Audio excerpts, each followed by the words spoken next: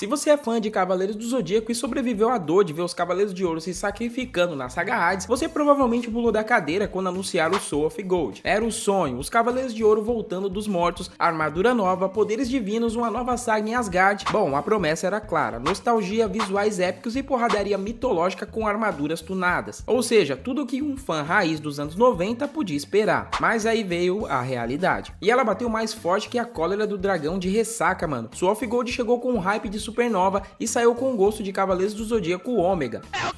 Mas você sabe por que a ideia mais promissora da franquia virou motivo de piada entre os fãs? Bom, se prepara porque hoje a gente vai abrir essa cápsula dourada, rever o que rolou nos bastidores e descobrir como um anime com tudo pra brilhar acabou ofuscado pelo próprio brilho das armaduras de ouro. Pega então aí teu capacete de Andrômeda e vem comigo, mano. Ah, mas antes já deixa seu like e hype esse vídeo também porque isso ajuda demais, beleza? Você não sabe a força que o seu like e a sua hypada aí tem, né, mano? Então, coloca a gente aqui, tamo junto, bora pro conteúdo. Soul of Gold foi lançado em 2015 como parte das comemorações dos 40 anos da revista Weekly Shonen Champion e tinha uma missão clara, devolver o protagonismo aos Cavaleiros de Ouro, que sempre foram os queridinhos da galera. A produção ficou nas mãos da lendária e às vezes polêmica, né, Toei Animation, aquela que já é figurinha carimbada em praticamente tudo que envolve Cavaleiros. A direção ficou com Takeshi Furuta, que até então tinha experiência em outros projetos de ação e fantasia, mas nada muito marcante dentro da franquia. Só que aí vem o detalhe que já acendeu o alerta nos fãs mais atentos. Masami Kurumada, o criador original da saga Saint Seiya, não teve envolvimento direto com o roteiro de Soul of Gold, ou seja, a gente tá falando de um spin-off feito sem o aval criativo do criador da obra. Imagina fazer um filme do Batman sem perguntar nada pro Bruce Wayne, é mais ou menos essa pegada aí. E com a ausência do Kurumada, muita gente começou a questionar, esse anime é mesmo canônico, vale como parte oficial da história ou é só um fanservice com muito brilho e pouco conteúdo? Seja como for, a promessa tava feita, né? Agora era hora de ver os Cavaleiros de Ouro brilhar ou só se queimar, né? A história de Soul of Gold começa logo após o sacrifício dos Cavaleiros de Ouro na Muralha das Lamentações, lá na saga Hades. Mas em vez de descanso eterno nos Elísios, os caras simplesmente acordam em Asgard sem saber como e nem o porquê. Plot twist? Com certeza. Explicação convincente? Bom, nem tanto. Lá em Asgard eles descobrem que uma nova ameaça tá se formando. Andreas, um sujeito de cabelo de TikToker do mal, tá tentando reviver a árvore Yggdrasil, uma entidade mitológica que suga energia vital para fins bem sombrios. E para impedir isso, os Cavaleiros de Ouro recebem as God Clods, armaduras com poder divino que deixaram muita gente com pouca grana no bolso. Sério, mano, a parada era cara demais, mano, cê é louco. O preço de um bonequinho desse era literalmente o olho da cara. Cada armadura agora tem asas, detalhes reluzentes e um brilho que faz parecer que você tá assistindo um anime no modo HDR no máximo. A ideia era mostrar cada cavaleiro enfrentando seu próprio desafio pessoal em diferentes partes de Asgard, enquanto a história ia se conectando aos poucos. A proposta era bem interessante, principalmente para dar mais destaque individual para cada Cavaleiro de Ouro, que na saga original muitas vezes eram deixados de lado ou até mesmo mal aproveitados. Mas a execução, meus amigos, foi digna de um cavaleiro de papelão. O roteiro parecia montado na pressa, tá ligado? Como se tivesse alguém falando, cara, temos 13 episódios, 12 Cavaleiros de Ouro, dá seus pulos aí, mano, se vira. A história ficou corrida demais, com diálogos expositivos, vilões rasos e lutas que mais pareciam ensaiadas no improviso. A impressão era que estavam mais preocupados em mostrar a nova armadura brilhando do que desenvolver os personagens. Pior, até a cronologia ficou meio torta, com furos e contradições com a saga original que deixaram muito o fã coçando a cabeça. O Shaka e o Mu, por exemplo, que sempre foram os mais místicos e poderosos, quer dizer, não necessariamente nessa ordem, ficaram completamente apagados, mano. E o Aiolia, que virou o protagonista dourado da vez, ganhou um destaque forçado, quase como se estivessem tentando empurrar ele como o novo Seiya da parada, tá ligado? As polêmicas. Quando o Soul of Gold foi anunciado, a galera pirou na hora, mano. Era o retorno dos 12 deuses dos Zodíacos que marcaram a infância de milhões. Mas aí bastou começar o anime pra cair a ficha. Tinha algo errado nesse cosmo aí, hein, cara. Teve episódio que parecia feito com carinho, com traço bonito, fluido, efeitos de luz e tudo mais. Mas em outros, bom, os cavaleiros pareciam massinha de modelar derretida, mano. Pose travada, rosto torto, golpe sem impacto, tipo aqueles episódios de orçamento de lanche. Parecia que a grana acabou no terceiro episódio e eles resolveram continuar mesmo assim. Shaka, por exemplo, o homem mais próximo de Deus, virou completamente figurante. O Mu, o cavaleiro mais inteligente da franquia, mal abriu a boca. E o Aioros, o tão aguardado do Cavaleiro do Arco e Flecha só aparece no último episódio, numa cena que mais parece uma participação especial forçada. A real é que o foco todo foi em cima do Aiolia, que até tem carisma, mas não segura um anime inteiro sozinho, né, mano? Os diálogos pareciam genéricos, as motivações dos vilões eram jogadas, muita explicação vazia e pouca emoção real. Tudo soava meio fanfic apressada, como se a história tivesse sido montada para caber em 3 episódios, custasse o que custasse, né? E as Gold Clones, elas são lindas? De fato elas são, mano. Realmente, elas roubaram a cena ali em muitos momentos, mas parava nisso, né, mano? Ficou muito over, tá ligado? Muito brilho, muita asa, muito detalhe. Chegou uma hora que parecia desfile de escola de samba, só que lá em Asgard. E os vilões nórdicos, genérico até a alma, sem carisma, sem impacto e com os nomes que provavelmente você já esqueceu. Mas o golpe final veio quando os fãs descobriram que de fato Masami Kurumada não teve envolvimento direto no roteiro. Isso fez com que muitos considerassem Soul of Gold não oficial ou pior, uma fanservice caro com um visual bonito, mas sem muito coração. Um anime feito para vender boneco e não para continuar uma história com alma, como Lost Canvas ou a própria saga de Hades. Mas você sabe por que Soul of Gold fracassou de fato? Na verdade, esse spin-off tinha tudo para ser aquele puro ouro da franquia, mano. Cavaleiros lendários, armaduras divinas, história cheia de mitologia, mas enfim, acabou deixando um gosto amargo na boca da maioria dos fãs. Claro, tem gente que gosta, né, mano? Mas tem gente que odeia e até demais. O principal motivo, falta de profundidade do roteiro. De fato, a história foi corrida, cheia de buracos, diálogos expositivos e sem desenvolvimento dos personagens. Parecia mais um checklist para mostrar as God Clones do que uma história de verdade. Além disso, a produção foi corrida bastante, mano. Sem o toque do Kurumada, Soul of Gold perdeu aquela alma que fez os Cavaleiros do Zodíaco serem tão especiais. Visualmente, o anime até tem seus pontos bonitos, mano, com algumas cenas que brilham, literalmente, mas no quesito emoção, não conseguiu chegar perto da saga Hades ou mesmo do Lost Canvas, que é tido como um dos melhores spin-offs da franquia até nos tempos de hoje. Comparado ao Ômega, que também recebeu muita crítica, Soul of Gold é o que mais desapontou os fãs antigos. A real é que os Cavaleiros de Ouro sempre foram os queridinhos da franquia, né? Então, personagens como o Mu, o Shaka, o Milo, a Aiolia, marcaram gerações com frases impactantes, técnicas absurdas e aquele ar de chefão invencível que todo anime precisa ter. Então, o spin-off só com eles, ainda mais em Asgard, tinha tudo para ser lendário. Imagina só, 12 episódios com foco real em cada cavaleiro, desenvolvendo suas histórias, os seus traumas, mostrando quem eles são além da armadura, né? Dava para fazer algo emocional, épico e memorável demais. Se tivesse sido feito com o mesmo cuidado, direção artística e construção emocional que a gente viu em Lost Canvas, que inclusive foi cancelado mesmo sendo tão maravilhoso, Soul of Gold podia ter sido um marco na história de Saint Seiya. A real é, tinha potencial? Tinha sim, mano. Tinha hype? Muito também. Mas no fim ficou conhecido como aquele spin-off que brilhou demais por fora, mas entregou de menos por dentro. Mas agora eu quero saber de você, o que você achou de Soul of Gold na época? Assistiu até o final ou dropou no meio das armaduras piscando e dos vilões genéricos? Comenta aqui embaixo. Não esquece de deixar seu like, porque isso ajuda demais a manter o canal sempre ativo, beleza, mano? E claro, se inscreve no canal, ativa o sininho e já corre lá pro Instagram, mano, pra trocar uma ideia por lá também, fechou? Aqui a gente relembra, questiona e zoa tudo na melhor versão possível, mano, com muita nostalgia e cosmo ao máximo. No mais, até o próximo vídeo, tamo junto, é nóis, fui!